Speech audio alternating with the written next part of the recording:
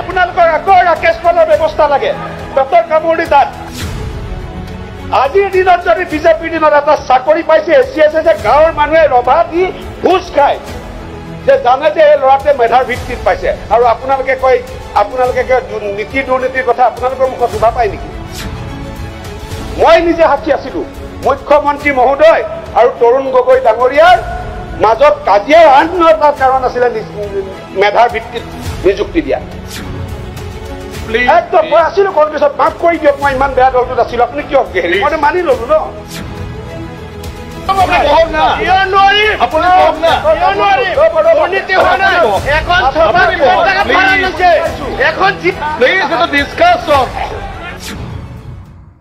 সাগৰ যেতিয়া মন্থন কৰা হয় তেতিয়া অকল অমৃত আশা কৰিলে নহব বিষো খাবলৈ ৰেডি থাকিব লাগিব কিন্তু কংগ্ৰেছ দল আজি বিষ খাবলৈ ৰেডি নহয়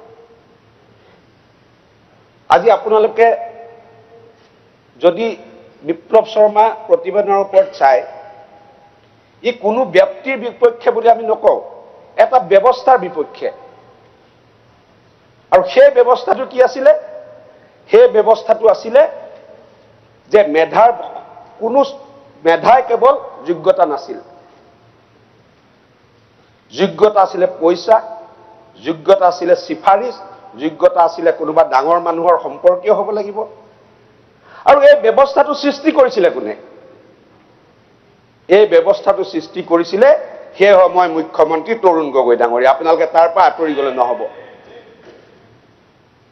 আৰু যেতিয়া আমি কওঁ তেতিয়া কয় যে এজন মানুহ মৃত্যু হল কিয় কলে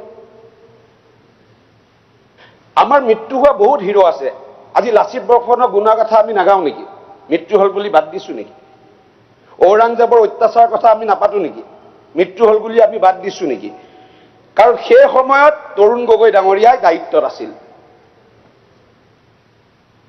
কেইবাজনো বিষয়াই ফাইলত মানা কৰাৰ পিছতো সেই বিশেষ ব্যক্তিজনক ৰাকেশ পাল নামৰ বিশেষ ব্যক্তিজনক চেয়াৰমেন পৰ্যন্ত বনাইছিলে পৃষ্ঠাই পৃষ্ঠাই লিখা আছে কেনেকুৱা ধৰণৰ ঘটনা হৈছিলে আলংকাৰৰ কথা আছে মই নাযাওঁ সেইবিলাক ব্যক্তিগত বিষয় ক'ত বিয়াত কি উপহাৰ দিছে নাই দিয়া আমিও কংগ্ৰেছত 20-25 বছৰ দিন আছিলো তেনেকুৱা বিয়াত আমিও নিমন্ত্ৰিত হোৱা নাছিলো বেলেগ কথা এইটো কোনে কাক বিয়াত কাক মাতে সেইটো তেওঁলোকৰ ব্যক্তিগত কথা কিন্তু পৃষ্ঠাই পৃষ্ঠাই সেই কথাবিলাক লিখা আছে আজি কংগ্ৰেছ দলে তাৰ পৰা দায় হেৰিলে নহব আজি কেৱল পইচাৰ নামত চাকৰিয়ে এটা ব্যৱস্থা নেকি আমি বহুত সহজ বলে নহব যে পইচা দিলে চাকৰি নহয় ইয়াত ৰাষ্ট্ৰীয় সুৰক্ষাৰ কথা আছে এপিএসসি চাকৰি যদি পইচা দি যদি কোনোবা ৰাষ্ট্ৰীয় সুৰক্ষাটো আঘাত হনাৰ সম্ভাৱনা নথকা নাছিল যদি পইচা বিনত চাকৰি হ'ব পাৰে যদি ৰাকেশ পাল ডাঙৰীয়া ভাতৃ প্ৰেছত যদি কোৱেশ্চন পেপাৰ এনসাৰ স্ক্ৰিপ্ট ছপাব পাৰে তেতিয়া হলে কোনোবাইটো ৰাষ্ট্ৰীয় সুৰক্ষাত সুৰঙাও ফুটা উলিয়াব পাৰে কি হেতু আলোচনা কৰা উচিত নহয় নেকি আজি সেই ব্যৱস্থাটোৰ নেতৃত্ব তৰুণ গগৈ ডাঙৰীয়া দিছে কংগ্ৰেছ দলে তাৰ দায়িত্ব লবই লাগিব আজি আপোনালোকে চাওক সেই ব্যৱস্থাটোৱে কেৱল পইচাত চাকৰি দিয়া নহয় এটা প্ৰজন্মৰ আশা ভৰসা শেষ কৰি দিছিলে এটা প্ৰজন্মৰ আশা ভৰসা শেষ কৰি দিছিলে কোনো মেধা সম্পন্ন যুৱক যুৱতীয়ে চাকৰি পোৱাৰ আশাই নাইকিয়া হৈ গৈছিলে এটা প্ৰজন্মক ধ্বংস কৰি দিছিলে আজি আপোনালোকে কবলৈ বেয়া সদনত আজি ডক্টৰ মৃগেন শইকীয়া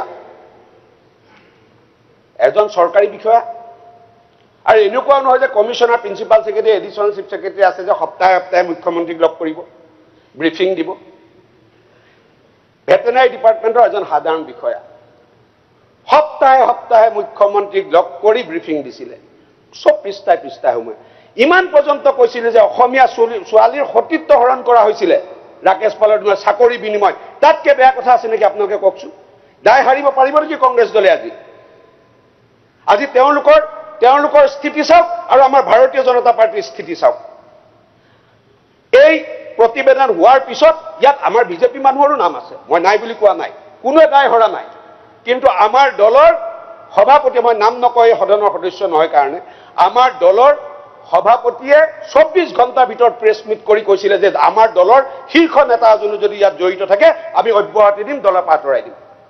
কিন্তু সেই কংগ্ৰেছ দলে যাৰ দিনত এই কেলেংকাৰী সংঘটিত হৈছিলে জল জল পটপটকৈ সকলো কথা ওলাই আছে, আৰু সেই কংগ্ৰেছ দলৰ সভাপতিজনে বিপ্লৱ শৰ্মাৰ দৰে এজন নিকা ন্যায়াধীশক তেওঁ বদনাম কৰিবলৈ কাৰণে বিভিন্ন ষ্টেটমেণ্ট বাহিৰত দিছে। তাৰ মানে কি? কংগ্ৰেছ দল দুৰ্নীতিৰ পৃষ্ঠপোষক, কংগ্ৰেছ দল দুৰ্নীতিৰ পৃষ্ঠপোষক। তেওঁলোকে জানিবই লাগে।